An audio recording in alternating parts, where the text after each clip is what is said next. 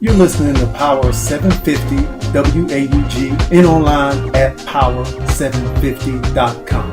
If you're looking for affordable health and insurance coverage, well then give Jonica Rowland of the Rowland Group a call. She's here to serve families, individuals, and small businesses. Contact her at 919-719-7211 or at 919-539-2492. Once again, contact Jonica Rowland of the Rowland Group. Good morning and welcome to another edition of the Babethomherman Show with your host here, Herman Thomas. And I certainly hope that you will sit back and enjoy your early morning coffee with Babethomherman. Now, what a great week of sports this has been. We know that the NFL is well into training camp now. And if you wanted to keep up with your favorite teams, feel free to go to NFL.com. Also, if you wanted to keep up with a particular team, like, for instance, the Charlotte Panthers, you can go to Panthers.com. Me, myself, I'm a Baltimore Raven, so any Baltimore Ravens fans out there, you can go to BaltimoreRavens.com. Also, if you wanted to keep up with a particular ACC team, you can keep up with your favorite ACC teams. And when I'm talking about teams, I'm talking about local, NC State, the Big Four, Duke, Wake Forest, and the University of North Carolina in Chapel Hill. You can go to theacc.com. Also, baseball is pretty much it's getting ready to get into the tail part of the season, which is becoming a little more interesting. The part that I like probably about baseball is the playoffs, which for some reason they seem to expand it for this next season. They're going to mess around and have a lot of snow delays, I'm sure, one of these seasons with this new format. But you can check out your favorite professional baseball team at MLB.com. Locally, you can go to DurhamBulls.com. The Durham Bulls, once again, that's DurhamBulls.com for your minor league team. And you can also go, if you don't cheer for the Durham Bulls, you can go to MILB.com. Let's not forget our hockey team, the Carolina Hurricanes, which will be probably, we're looking at probably another month or two. The Hurricanes, the hockey season, NHL hockey season will be starting back up. You're going to go to hurricanes.nhl.com. Now, the big news this week, of course, is the Olympics, which is going on. Track and field will be beginning, I think it began actually on yesterday, on Friday. But that's probably one of my favorite times of the Olympics is when track and field begins. Congratulations go out to Gabby Douglas and also to the United States women's gymnastic team, which won the team gold. And also Gabby won the individual all-around gold. So congratulations to them. And also to Michael Phelps. Michael Phelps, I think total count now is 20 medals, 16 of those are gold. I think as of today, as the day of this recording, he has 20 medals, 16 once again are gold. Just a tremendous, I mean, you just look, 3 Olympics for this young man, 20 medals is very impressive, I must say. I said impressing, but no, impressive. So I do apologize for that. Now, the big news this week coming out the NCAA football world.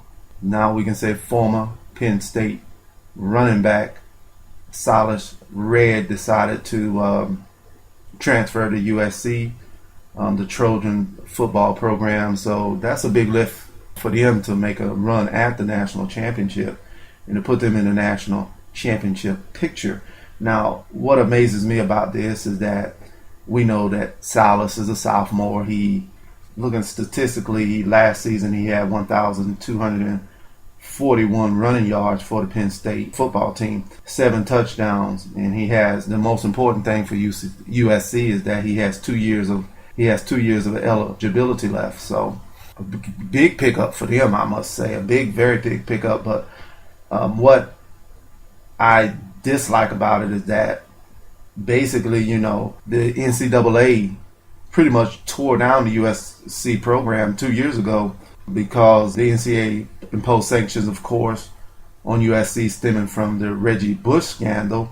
They tore their program down 2 years ago. Now with the addition of Silas Redd, to USC from Penn State, they actually are helping to rebuild what they tore down 2 years ago.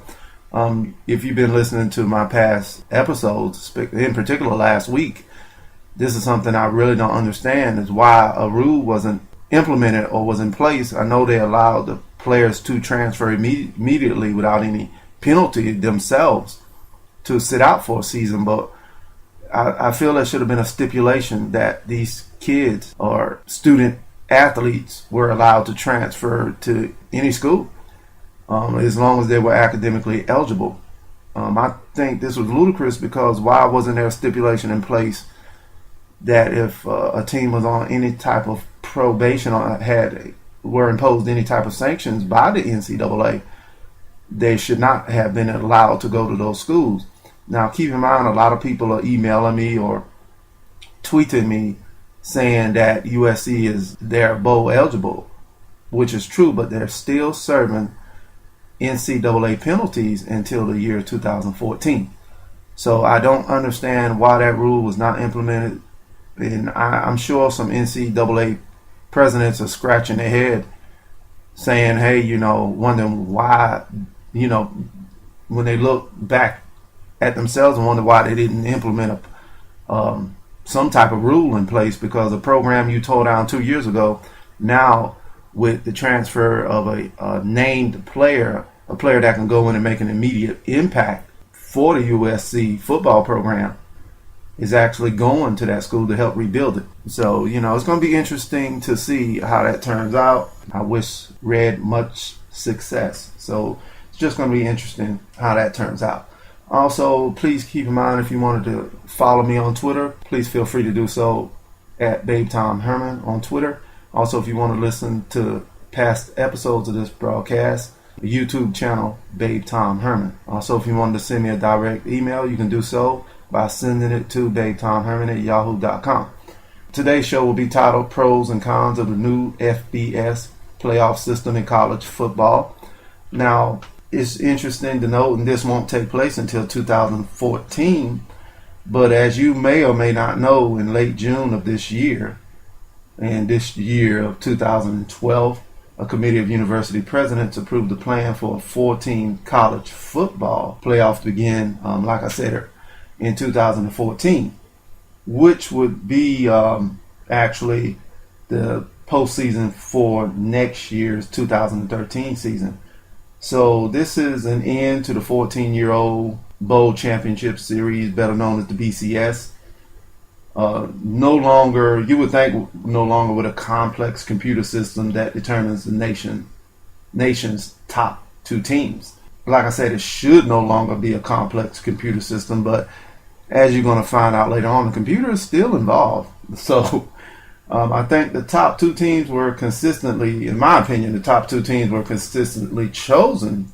And even though something's consistent, it may not be, suitable to people. And when I say suitable to people, I'm talking about fans most of all. I think the top two teams were consistently chosen. Last season, the Alabama LSU game sort of rubbed many wrong. I myself didn't want to see a repeat of the game early in the year. It was boring. And then the LSU Alabama game, part one, that was played on Alabama's home field, in which LSU won by 3 points. It was a defensive battle. A lot of people, with the video age in, 6-3 is not very interesting like back maybe in the 80s, early 90s.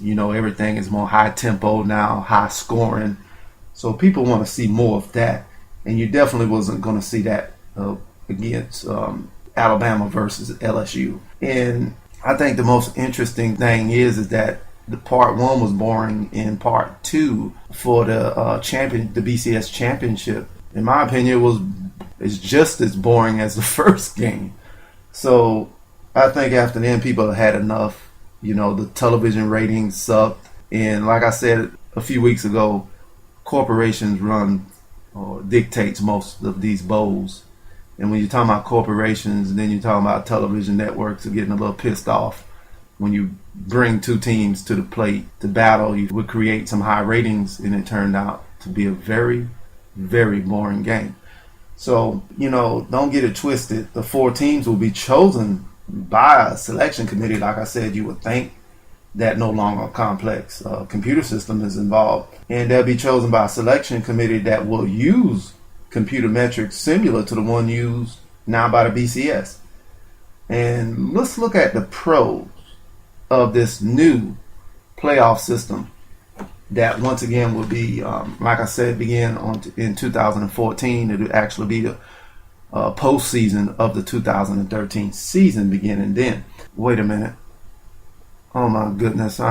Ladies and gentlemen, I have my friend Trucker Joe that wants to play this song. Go ahead.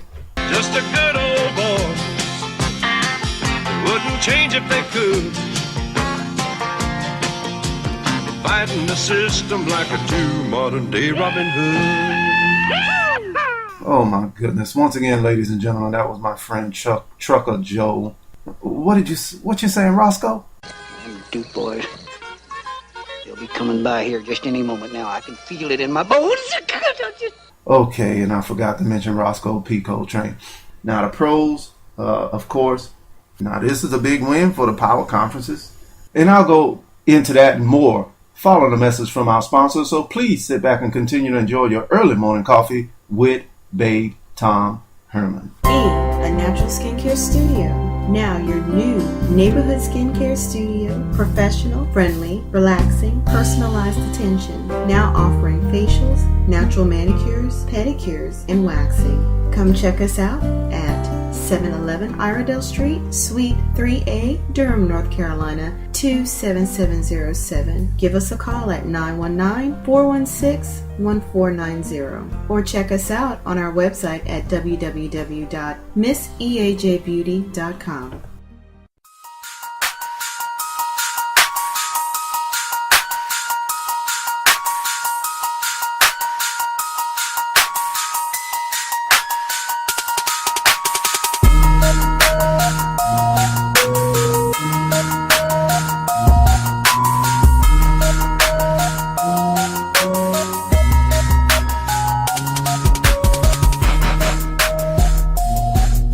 So once again, let's go back into today's show, the pros and cons of the new FBS playoff system in college football beginning in 2014, of course. And I was going into the pros prior to the break. The pros, I mentioned the pros to it for the power conferences. TV rights to the new playoff system should be worth double what the current BCS draws, says Ralph D. Russin of the Associated Press. Conservative estimates put the playoff figure at $300 million, but when you look at it, it would probably be more like $400 million, according to him, $400 to $500 million. And the biggest winners, of course, would be the 5 power conferences. When I'm talking about the 5 power conferences, I'm talking about the SEC, Big 10, Big 12, ACC, and Pac-12. Now, currently, I'll call the SEC the minor league system for the NFL because that's where most of those guys are headed to, especially coming from LSU and Alabama and so forth. And these conferences, which are likely to be well represented in the playoffs and expected to pocket more cash than your smaller conferences, of course. Now, another pro and winner would be the fans. Of course, they dictated this. A lot of them are not happy with just the 4-team format, but they've been calling for this for years, but many fans, I've heard some ridiculous numbers, wanted a 64 playoff system, 16 playoff system. This is not this is not video game. This is real games, people. So let's get real. Let's get serious about your expectations of a 16 to 64 team